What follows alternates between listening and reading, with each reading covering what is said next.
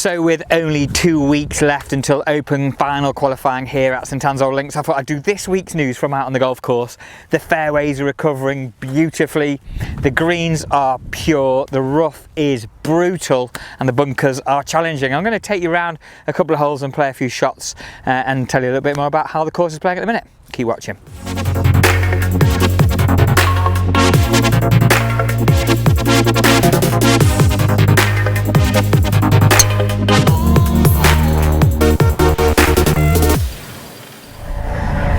So you've hit a perfect drive down the middle of the fairway. This is the 10th hole that's just run into the bunker up near the green. And we're on a perfect riveted face bunker here. Now you don't need to worry when you're in a bunker at the Old Links, you just need to make sure you hit the sand and follow through.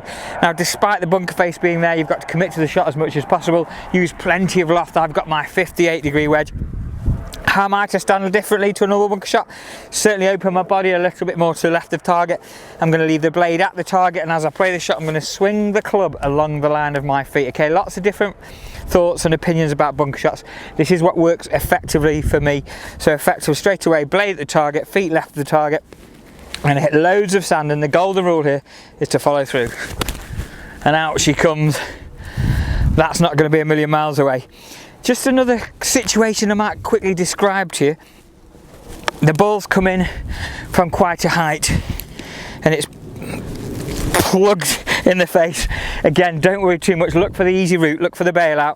I'll probably go maybe that way if I didn't feel so confident, possibly even out of the back of the bunker. But I'm going to have a go at getting this forward. The thing I'm going to do differently here is make sure I get the blade squarer, more sharp into the ball. This is going to dig it out. It's going to come out quite low. Again, committing to it, hitting as much as I can. The ball's a bit further back in my stance now. Can we get it up above that lip? Managed. We'll take that. I gave that a good hard steep dig down. So if the ball is plugged in the bunker, make sure you hit down into the sand. Keep that blade nice and sharp. And to play the splash shot, like I said, blade the target, feet open, pop it up in the air. Let's go and have a look at this rough. Okay, so I'm on the 11th hole now. My driver's just drifted to the right of the fairway into this little cut of rough here, and there is a ball there somewhere. It's down there. Now remember, when you're on links rough, this is wispy, it doesn't look too bad, but the grass will wrap around the hosel. So make sure you take plenty of loft, allow that blade to turn over a little bit. This will go left of where I'm aiming. I mean, I've got 100 yards to go here. I've got my 54 wedge, I'm getting the loft, I'm trying to get it out of the rough. I don't want to be in a bunker. You can see the pin just to the side of the bunker there. And that's a little bit out of reach, I think, from this side, but a couple of things to remember. Make sure the ball's back in your stance towards your right foot. We're going to pick the club up quite steeply and hit down into the back of the ball. That means there's going to be less chance of grass grabbing the hosel, but it definitely will. And commit to the shot. I'm going to drive down and through it and keep that follow through going. This rough, like I've said, is brutal. There's been a lot of growth over the last few days. Members are struggling. Again, keep the ball in play if you can. If not, get some loft, get it back on the fairway.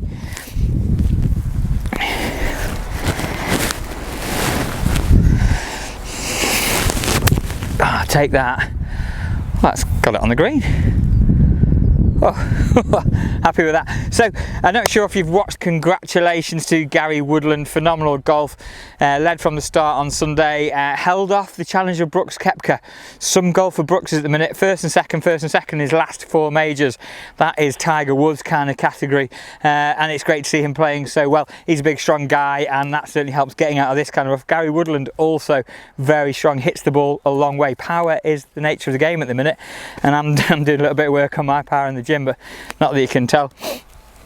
Congratulations as well to Justin Rose. Justin, phenomenal effort, just faded away the last few holes, and it's great to see you up there as well. Rory, again, didn't quite get it going.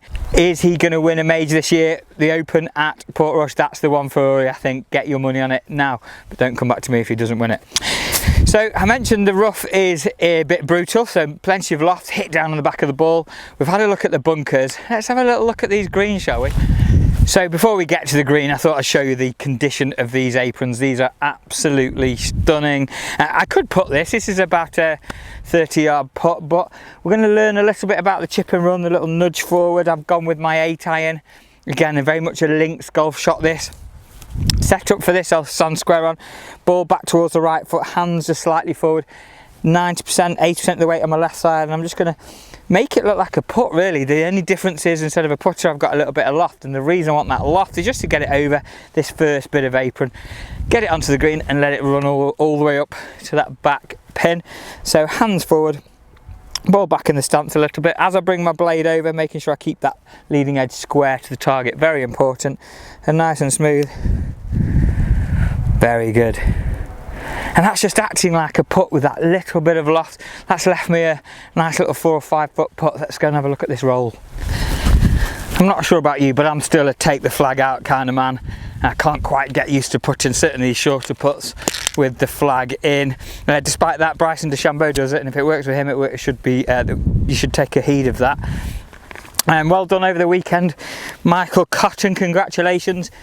Michael won the Boardcomp, the Bucklow Trophy with a 71, holding off the always consistent Phil Kilgore. That's a good little game. And then on Sunday we held our first Sunday roll-up competition. Well done, Leicester Monday. 42 entries into that, so that was really nice to see.